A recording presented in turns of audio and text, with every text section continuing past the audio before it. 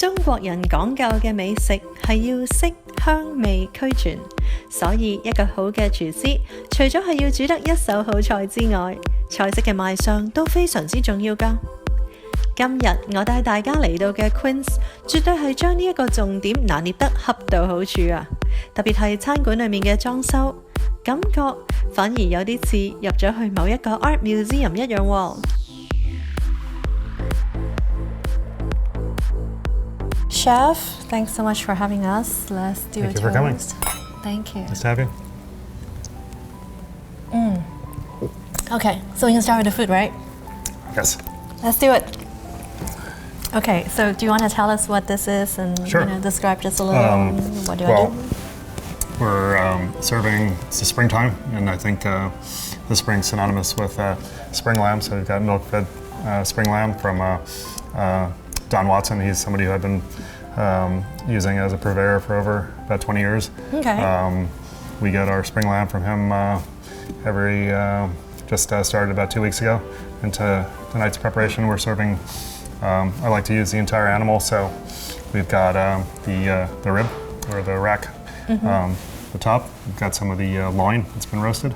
We've got some of the leg that's also been roasted. We've got a little bit of a crispy belly here that's been pressed, and then you've got a little sausage on the binchatan. It's all. Which one do I go first? I'm just so hungry. Just keep talking. I'm like, My no. favorite would be the rack, but I don't think you can go wrong with any of the different Right. cuts. Okay, good. I'm gonna start with. We'll let you go first. Thank you. Well, I'm gonna cut half, so you and I share. Thank you. Oh, it's so tender. It's very tender. It's very delicate. It's my favorite time of the year to eat lamb. Okay, I'm gonna do it. You go first. So tender. I have to admit, normally I don't like lamb as much as I should, but this is wonderful. Well, we're trying to convert you. Yes, probably. I want to try the crispy one too. Yeah, that's a pressed belly, and then you also have some fiddlehead ferns on the plate. This is wonderful. Thank you. This dish right here is a piece of art, the way it's presented. And I know that when you went to college, you actually took an art history major. So how did you get into cooking and all that?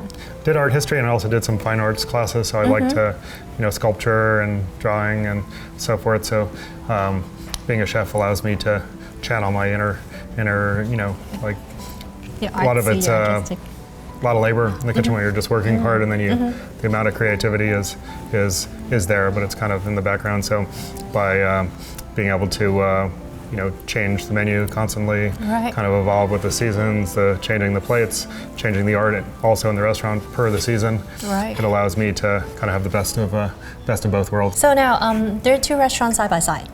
Correct. While Cotonia is like very casual dining, and this is more like a fine dining. Why? Right next to each other, different food. Why?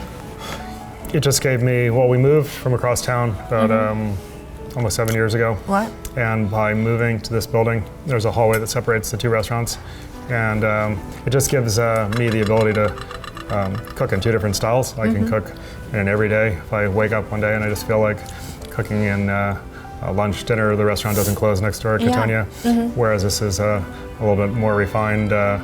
Although we do change the menu quite often, it's one menu over here. We don't close next door. It opens up and it stays open until the end of the evening. So for the guests that walks down Pacific Avenue, they see two restaurants and they have a choice. They say, what are they feeling like that evening? Sometimes they want to get dressed up, or sometimes they want to just dress down. And I think the food mimics those two different experiences. So it was for your fun, but it's for our pleasure. So we get to eat like all different things anytime we come here. Like, I feel like this or I feel like that. And by the way, this is my favorite. Oh, the loin? Yeah, I like that. So I'm going to try the broth too. Excellent. The flowers, they're edible, right? Yes. Yeah, everything's on this plate is edible except for the... So, not too intense at all, but the taste is strong and I love it. We wanted the broth to kind of mimic the the lamb I think and I not to can be finish too this. aggressive. Yeah, it's so good. Got an extra cup for you. Okay, then mine. Oh, mine.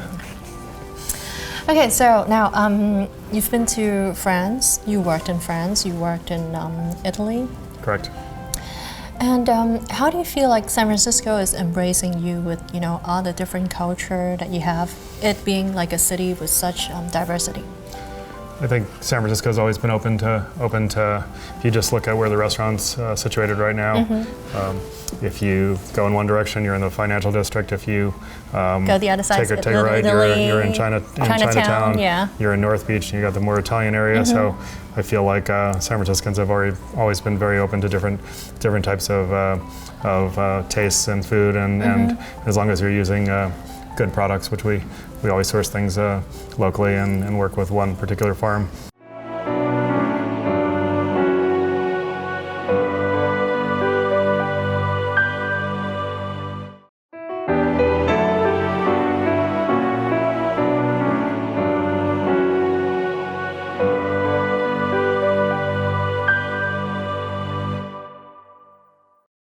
Now, obviously San Francisco loves you. You have two of the most popular restaurants probably in the world, okay? And Chinese loves you, just so you know. Chinese people, we love French food, we love Italian food, we love fusion, we love this whole idea. And San Francisco has 21.6% Chinese population, I think.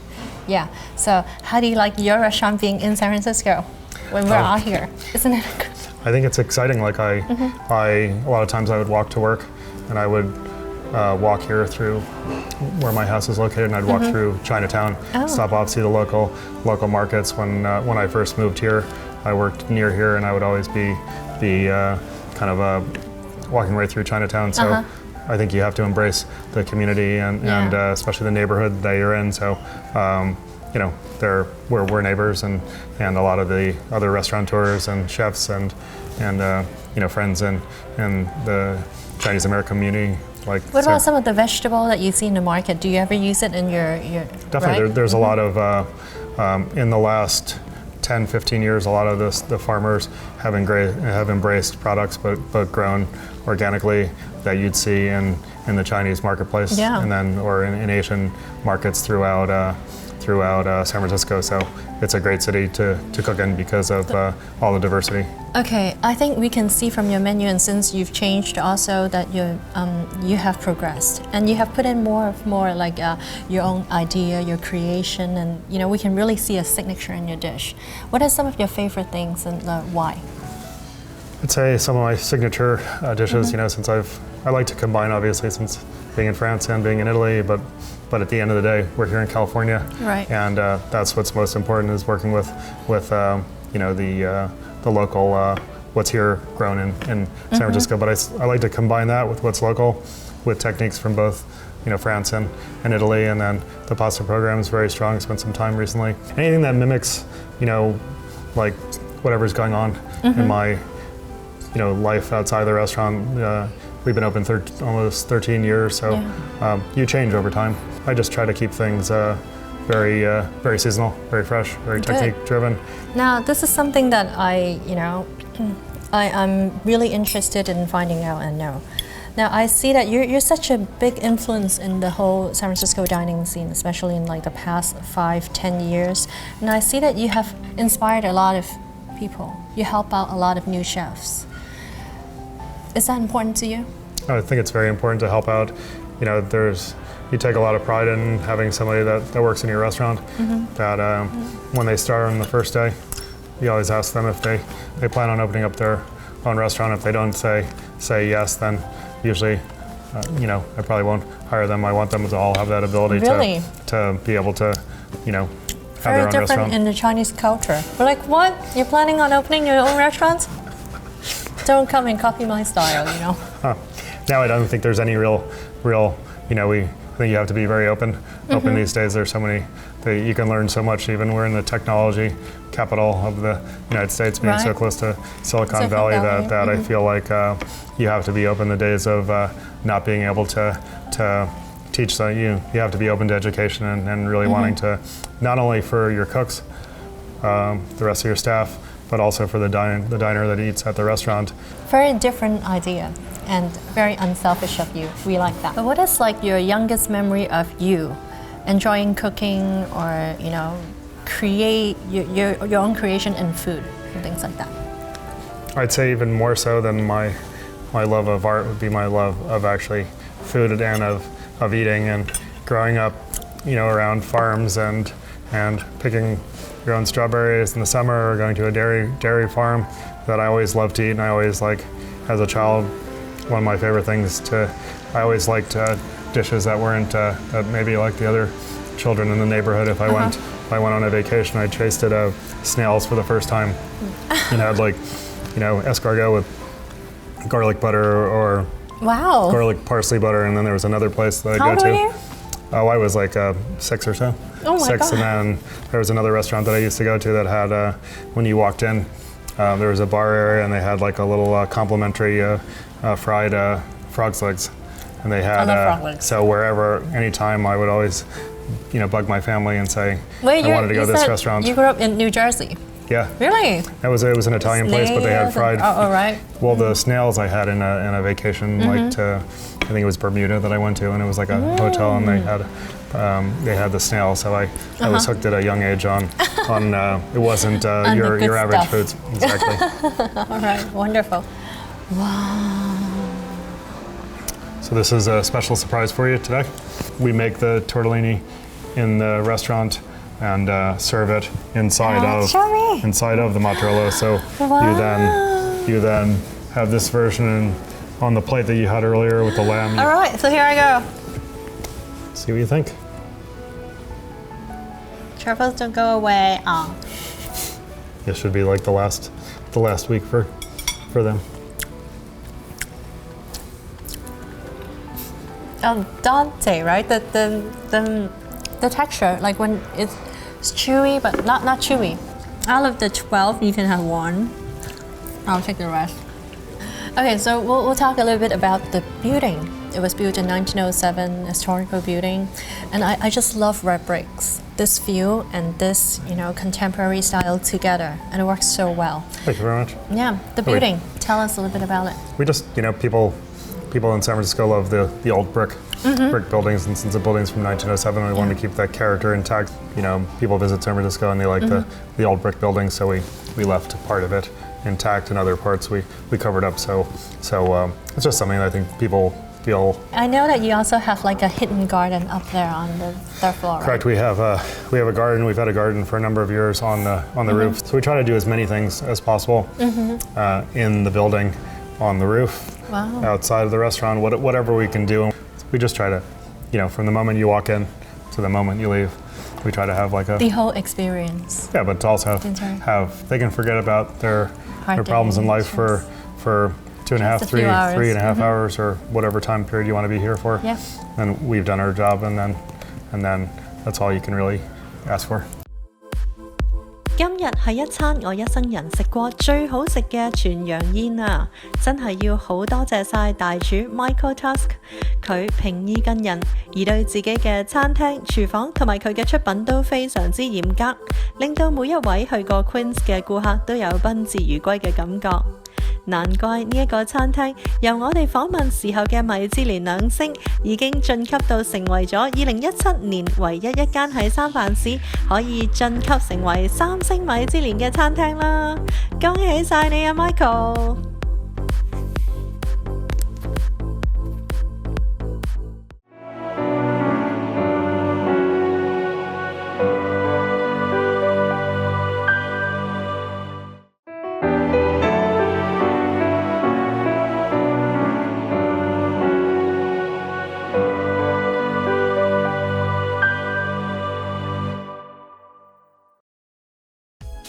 在美国，经营中餐馆的华人多达数十万，多为半路出家的新移民。来美第一代华人面临语言、就业、文化冲击等一系列难题，事业发展常常受阻。今天的主角是知命之年才移民美国、定居旧金山的原新疆大学教授拜合提亚尔。原本在新疆衣食无忧，却偏偏下了很大的决心要创业。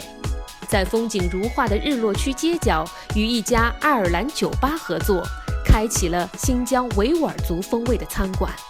这其中有什么样不为人知的故事呢？拜老师您好。你好，你好，谢谢。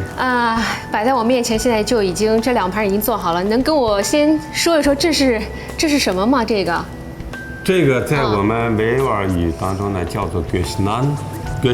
呀，馕我知道，饼嘛，对不对？饼，对对。göş 是肉的意思，就是翻译成汉语呢，就是肉饼。它里面是什么肉？里边是羊肉。OK， 我先尝一块。上下2层面，中间夹着馅儿。OK， 我先尝一口啊。怎么样？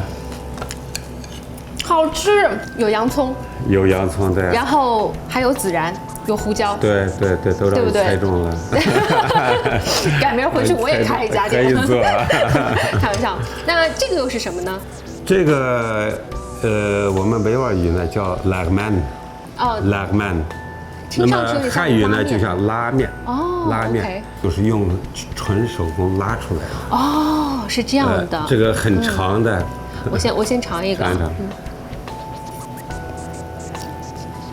怎么样？非常筋道。这都是现做的。然后它这个肉是羊肉。我们新疆餐大部分都用羊肉。都用羊肉。我们很少用牛肉的。说到这个，我就是想到说，好像这个拜老师您之前是大学教授啊。是的。您到美国来开了餐馆。是的，是的。就是您是怎么想的？怎么突然跨起界来了？这个说来有点话长，就说呢，这个我最早就是从82年开始，一直是在新疆大学任教，在人文学院教历史。您是史学家？史学家。12年和11年呢，我2个孩子，女儿和儿子呢，先后到美国来上学。那么14年到美国呢，旅游了40来天。就在这旅行的过程当中呢，我进行了一些观察，觉得这边就说这个餐饮业呢非常好。正好呢这边呢，我又看到一个比较好的一个机遇。那这方面呢，主要是能和孩子们待在一起，上跟孩子们做了个商量。他们也都表示同意，这可行。40天之后我回国呢，就想着到美国来。然后呢，是15年的5月5号呢，就到了美国。那么这样呢，就按原来的想法和儿子商量，就和他们酒吧一起合开一个餐馆。其实我还很好奇啊，你之前在中国是做过这个吗？专业的大厨是没做过，但是呢，因为有了这个想法，想这么做，那就必须得学习。所以我从国内过来的时候呢，就专门的买了3、4本介绍新疆饭的一些书。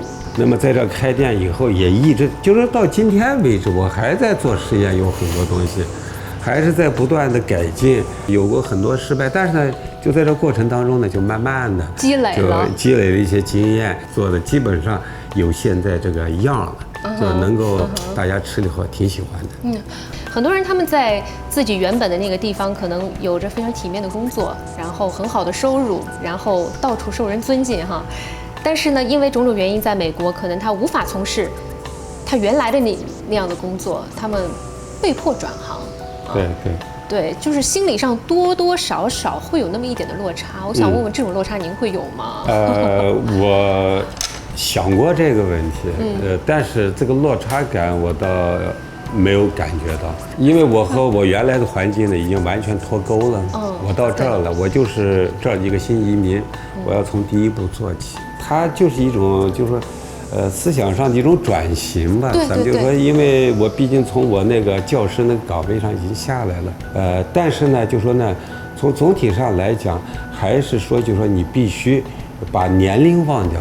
你不要想着你已经50多了、60多了，你不要想这些，你要创业，你要干一些事儿。但是呢，我并没有打算就是今后就是一直在这当个厨师，做饭卖饭，不是的。特别是我过了英语语言关了之后，我肯定还会去从事我原来的这种历史教学，和研究。我现在还有很多要还未完成的任务，比如说我有3个孩子，他们有学业要完成，老大已经毕业了，他们要结婚。我不仅仅需要物质方面的东西，我也需要精神方面的这种工作，想就是今后的生活更加充实，能够融入美国社会。对，融入美国社会，能够在美国呢发挥我研究这个新疆市维吾尔社会这种长处。那么这些呢相互来说，我觉得我可以为美国做贡献，同时我也可以利用美国的资源。这就是我的想法。您跟儿子是2代人啊，你们在这个经营理念上会不会有不一样？肯定有。那不一样的时候听谁的呀？我们到目前为止差不多是相互都听，当然有一些冲突，有过冲突，比如说在经营方式上，你刚才说到点子上了，就是该怎么经营这种。那么我们虽然是父子，但是在这里我们经营过程当中，咱们就像个朋友，就像兄弟一样的。